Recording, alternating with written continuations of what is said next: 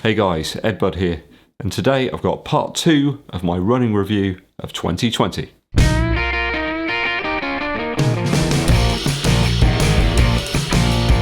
Hopefully you checked out the first part of my running review earlier on this week.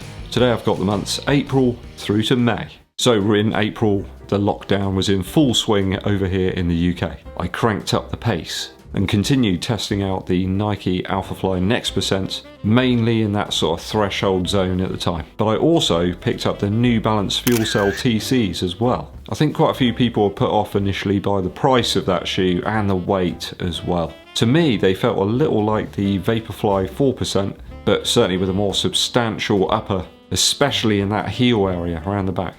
Beast, stop it. Beast is already causing me problems. I think the TC made more sense to me later in the year when I managed to pick up the Fuel Cell RC Elite. Similar midsoles there, but vastly different uppers. The heel support was just hugely different between the two shoes, and I found an oddly less grippy outsole in the TC. Implementation on the outsole was just totally different. Very durable, yes, but it just didn't have the grip for me. I really enjoyed using that one as a tempo or threshold shoe. I've really quickly got up to 100 miles in it as well. It didn't take long. In April, I did finally get up to 100 miles in the Ultra Boost 20 from Adidas. You guys may remember my collaborative review that I did with Mike Kafuzzi, where we had quite different views on the shoe actually. I think Mike does really enjoy those more cushioned shoes for those longer miles, lower paces, but for me it just felt like a very unbalanced sort of shoe. Just too much boost in the midsole there. I think perhaps being a slighter and taller runner, it just didn't quite work for me. But I can see the Ultra Boost working for lots of people. I'm just one man, remember? One man with many shoes. I think it was around that point I did come to the realization that those higher stacked and max cushion shoes just weren't really for me perhaps. Perhaps not as effective on me as with other people. Round about this time I did have a small issue, which, touch wood, is the only one that I've had this year, in my right glute. Whether that was down to that Ultra Boost 20, I don't know, but fortunately that issue quickly went away and I was back in action. I think it was only a couple of days maybe that I had an issue. Quite astounded actually at the number of miles I've managed to do this year. Certainly going to make it tough to match it next year. You'll see I've placed some running shoes back in the Christmas tree again.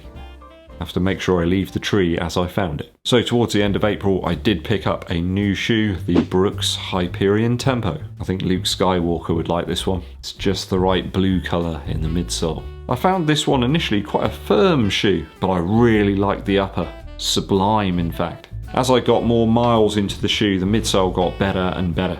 More responsive and ideal for those faster paced sessions. Around about that time, the weather was just starting to increase in terms of temperature, but the humidity was still quite low, so it was nice getting out in these in early April. Another shoe in a similar vein that I picked up around about that time was the Reebok Floatride Run Fast 2. It really did provide a good comparison actually against the Brooks Hyperion Tempo. Both similar kind of shoes really in terms of their intended use case. I think for me, perhaps the Run Fast 2 has the edge slightly over the Hyperion Tempo in terms of the midsole foam. I found this shoe spot on for me, really around the paces of about 7:20 to 7 minutes 30 per mile. I think the Run Fast 2 definitely solidified my belief that midsoles using that P-back space material does limit a little bit that perceived exertion that you're putting into your run, and it certainly lessens the amount of recovery time you need. Far more forgiving, and it enabled me to run more miles more often. I just cranked up the mileage around about that point in the year. Heading into May now, and I picked up the Asics Novablast on a whim. After the initial run in the shoe, I found it really unstable. I couldn't see how anyone would want to use it on a daily basis. But you know me guys, I like to have my mind changed. My opinion of the shoe really turned on its head actually, and it became my go-to easy pace daily shoe. I think the cushion just became a little bit more controlled perhaps, and far less sort of inconsistent. I think you have to take a bit of time to kind of figure the shoe out. This one seems to be one of those Marmite type shoes that you either love it or you hate it. Near the end of May, I did attempt a half marathon time trial. I think it was on a Sunday morning. Although, in fairness, it was beset with issues really, including the famous ant attack on my hydration station. I don't think I've ever heard anybody say that combination of words. Even starting at 7:30 AM, there were loads of people out on the route that I'd chosen. You guys know, you runners out there know that they just refuse to move. So you've got to take evasive action, which sometimes means running onto grass, or perhaps to the sides of trails, or even taking to the road on occasion. That meant a few times that I came to almost a complete stop, and I even had to evade a couple of dogs that weren't on leads at one point. And you'd think that would make you run faster, but it kind of made me run in the wrong direction actually. So those things together cost me time. Oh, the ants as well. Basically what had happened, I'd created a small little hydration station to grab a water bottle and a gel, but when I picked them up I realised that there were loads of ants all over my stuff. I had another hat as well. I remember putting the hat on and there were ants in the hat. So it was just a bit of a, well, it was just a complete disaster there, really. I'm not sure how you can stop that from happening. Maybe you could put them on an elevated table and, I don't know, put honey or something on the legs of the table. I'm not sure what Mrs. EDDBUD would say if I started doing things like that. Perhaps suggest that I'd completely lost my marbles. In fairness, she probably thinks that anyway. I'd suggest on the day I wasn't quite there in terms of condition. I needed more recovery time beforehand to produce my best performance perhaps. But a moving time of 1 hour 36 wasn't too bad really, just running on my own. As you guys know, if you've done time trials over the course of the lockdown, it's really tough to try and run on your own without anyone pacing you, just trying to keep that concentration really. I think you miss that competitive edge a little bit, which I did find later in the year. Although it was really great to see some progression in my fitness, running a time similar to that I've ran in races in the past, but on my own. So in a race, I reckon I can do a little bit better. Near the end of May, my Nike by You custom creation Pegasus 37 arrived. I decked that one out in a hot rod colourway. It looked like a real fire shoe, that one.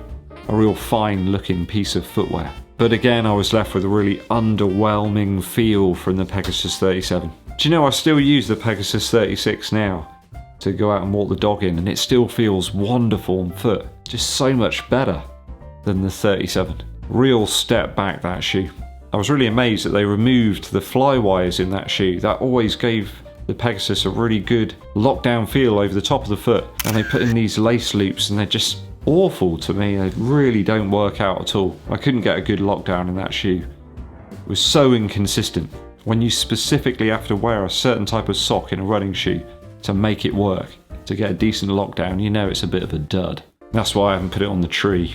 I only want to remember the fine shoes of that period. Like fine wines, perhaps. I don't think I should put wine bottles in the Christmas tree though, that could be quite dangerous. I mean, the use of the embedded Zoom Air pocket in the forefoot there it's a really good idea, in theory. But the React foam in that shoe, it just feels so much more rigid than in the Zoom Flyknit, or perhaps the Infinity Run. Two shoes there that I really, really enjoyed. I'll have some more for you on the Pegasus 37 in the third part of the running review. Feel refreshed now. May came to a close with me helping out good buddy Kev Burton, a local legend around these parts. He was undertaking a 100-mile challenge. 100 big ones. I remember waking up very early on the morning I was going to help him out, and I put on the Hyperion Tempo, thinking I want to feel nimble and sprightly. So Kev had started out the previous day, it was like the Friday afternoon, I think he kicked things off. And by the time I met him, I think he was on about 55 miles maybe, or 60 miles. He had a team of people that were going to help him out throughout the 27 hours, I think it was in the end, that it took him to complete the 100-mile challenge. Obviously socially distanced, of course. At the time, those were the rules, that you just had to make sure you kept your distance. Many a loop of Garrett Road was taken in. Kev did make it to the magic 100 later on Saturday evening. A fantastic achievement, 100 miles. Wonder how many Bakewell tarts he consumed over the course of the run. I can't even fathom running that many miles over that distance. It's an amazing achievement, Kev, and I was really proud to help you out. As I came back to the house that day, I received a message from DPD to suggest that a new shoe was going to arrive. Really unexpected, in fact. I think I'd only ordered it the previous day, and that was the Saucony Endorphin Pro. What a marvellous mutant. That really ushered in a torrent of super shoes over the course of the next few months that I was going to test out. A real wonder, this one. Rather rigid, but incredibly forgiving in the midsole. Certainly up there in terms of the top shoes that I've tested out over the course of 2020. I've somehow managed to keep it really clean as well, even though I've used it probably more than most of the other shoes that I've purchased. In fact, I'm not entirely sure how that's happened. This isn't one that I'm going to pull out too much though over Christmas. We've got some incredibly windy and very wet weather here in the UK at the moment. So a bit more on the Saucony Endorphin Pro in part 3. That just about wraps it up for part 2. I hope you've enjoyed this series so far. If you've got any questions on anything I've covered during part 2 of the review, let me know down in the comments. An EDDBUD video isn't complete without a musical interlude. Another great Christmas track for you today, the Ramones' Merry Christmas, I Don't Wanna Fight Tonight. Typical Ramones stuff here with those buzzsaw guitars, although it does start off with a more ballady style intro. I think there's even a hint of chorus on the guitar as well, which is something you don't hear very often on a Ramones track. Joey's in really good voice on this one. Nice and clear, you can hear all the vocals. Pace isn't too crazy, but nice precise drums as you'd expect on a Ramones track. And it's catchy as anything as well. Keeping it nice and simple on this one. They've gone back to that template, that Richie Valens style, but just with more pace and more distorted guitars. Certainly one to add to your Christmas playlist.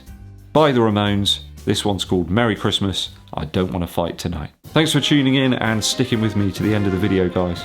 If you're new to the channel and you haven't done so already, please click the subscribe button and the bell below for notifications of when we launch those new videos. It really does help the channel out too if you give this video a thumbs up like and also share it with your running buddies. My name's EDDBUD and I'll be seeing you.